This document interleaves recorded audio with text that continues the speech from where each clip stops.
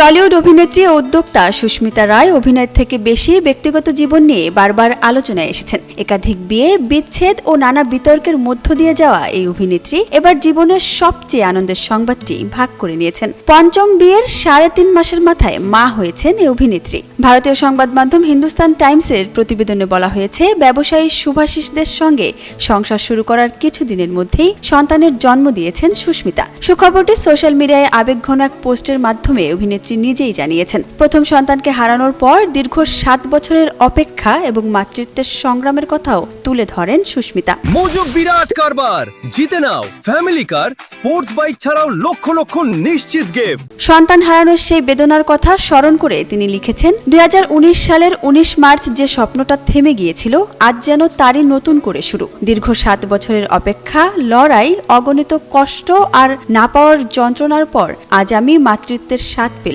এটা কোনো শারীরিক অক্ষমতার লড়াই ছিল না, ছিল সময়, পরিস্থিতি আর অনেক অদৃশ্য বাধার বিরুদ্ধে এক নিরন্তর সংগ্রাম। এছাড়া কঠিন সময়ে পাশে থাকার জন্য স্বামী শুভাশিসদের প্রতি কৃতজ্ঞতা প্রকাশ করেন এই অভিনেত্রী। প্রথমবারের তিক্ত অভিজ্ঞতার কারণে এবার পুরো গর্ভাবস্থার বিষয়টি সবার আড়ালেই রেখেছিলেন সুস্মিতা। সন্তানের নিরাপদ জন্মের পরই সুখবরটি সবার সাথে ভাগ করে নিতে চেয়েছিলেন তিনি। টলিউড অভিনেতা শায়কের প্রাক্তন বৌদি হিসেবে পরিচিত এই অভিনেত্রী শুভাশিসদের সঙ্গে পঞ্চমবার বিয়ের পিঁড়িতে বসার ঘটনায় একাধিকবার সমালোচনা ও ট্রলের মুখে পড়েছেন। তবে সব বিতর্ক পেছনে ফেলে মাতৃত্বের নতুন অধ্যায় শুরু করায় ভক্ত অনুরাগীদের শুভেচ্ছায় ভাসছেন সুস্মিতা রায়।